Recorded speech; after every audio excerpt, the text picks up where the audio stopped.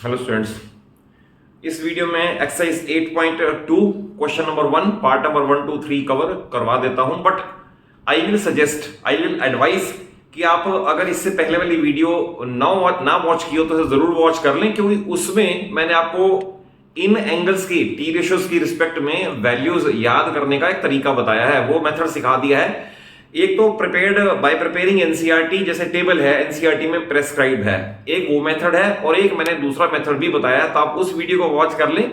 Reason being अगर values wrongly placed हैं तो देन उसके बाद सारे पेजेस भरे हुए बेकार है, कोई मार्क्स नहीं मिलेंगे, तो आप उसे वॉच कर लें। अब देखिए इसमें 3 पार्ट बड़े सिंपल है। इन particular part number 3 is very important और इसमें एक बड़ी इंपॉर्टेंट बात है जो आपको मेंशन कर दूंगा कि आपको आंसर किस फॉर्म में छोड़ना चाहिए।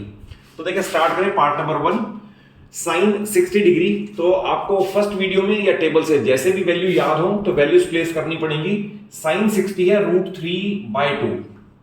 लाइकवाइज कॉस 30 भी √3/2 है, क्योंकि आपको उस वीडियो में मैंने बताया कि कॉस 30 और साइन 60 दोनों की वैल्यू सेम है, ईच बीइंग √3/2 प्लस साइन 30 1/2 है एंड कॉस 60 भी 1/2 है। अगेन उसी वीडियो में मेंशन्ड है कि sin 30 and cos 60 both have equal values and each being 1/2।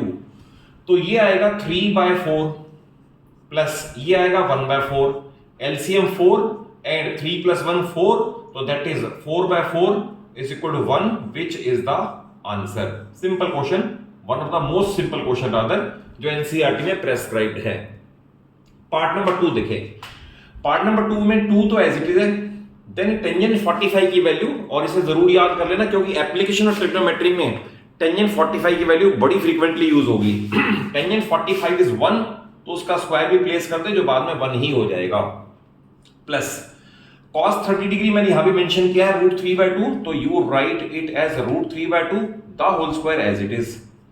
Minus sin 60 वो भी यहां यूज हुआ है, sin 60 √3/2, तो we will write √3/2 the whole square. First step.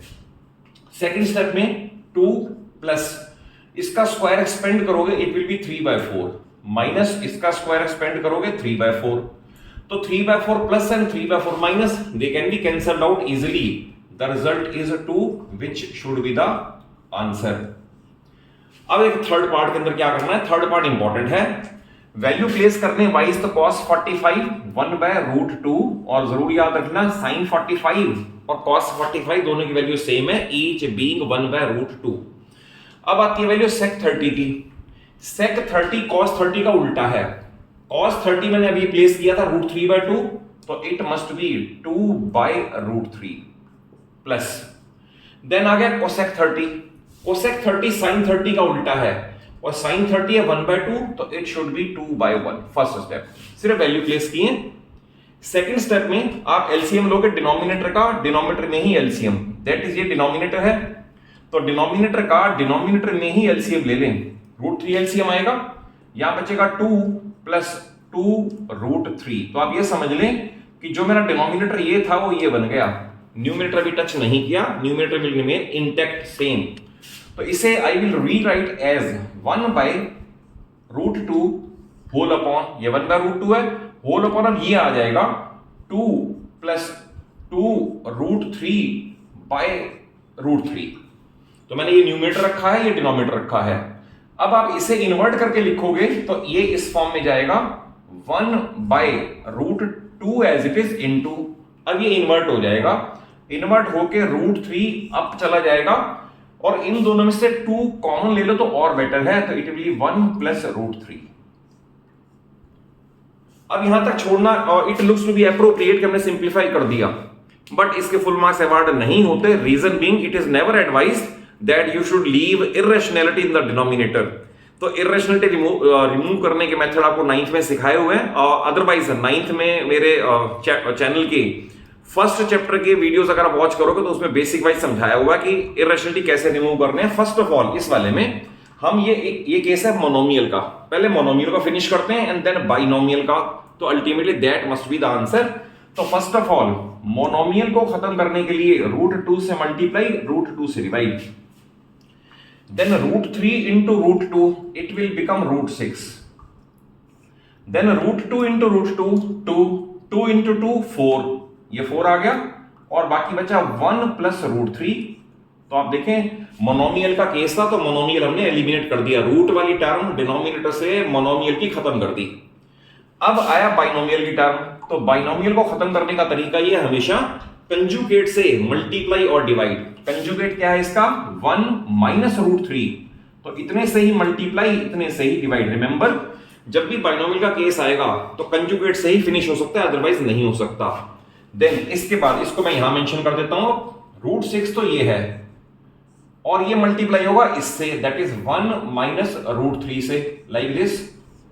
और डिनोमिनेटर में 4 तो पहले ही था और यह a plus B into A minus B, तो दैट इज यही मैं लिख दूं a स्क्वायर यानी 1 का स्क्वायर माइनस रूट 3 का स्क्वायर। तो अल्टीमेटली ये इससे कैंसिल करके ये बचेगा 1 minus 3 that is minus 2। See, ये a plus B into A minus B, A square minus B square, 1 minus 3 that is minus 2। Next step में आप इसे करोगे, रूट 6 यहां मल्टीप्लाई हुआ और माइनस ये हो जाएगा रूट 18, रूट 6 माइनस रूट 18 और ये आ जाएगा माइनस 8। देन रूट 18 को फर्दर सिंप्लीफाई कर सकते हो, यहां भी छोड़ सकते हो, नो प्रॉब्लम, ये बिल्कुल ओके है। डिनोमिनेटर में इरेशनैलिटी फिनिश हो चुकी है। बट अगर बुक में मान लो 3 रूट 2 की फॉर्म में दे रखा है तो वो भी कर सकते हो। अब आप इसे लिख लो लास्ट स्टेप पे, रूट 6 एज इट इज, और इसे सिंप्लीफाई करके 3 रूट 2, इसको सिंप्लीफाई कर रहे हैं। 9th में आपने सीख रखा है कि रूट 18 के फैक्टर्स बना के पेयरिंग करके कैसे इसको सिंप्लीफाई करते हैं। माइनस 8 आप यहां छोड़ दो तो इट इज ऑल्सो ओके, यहां छोड़ सकते हो।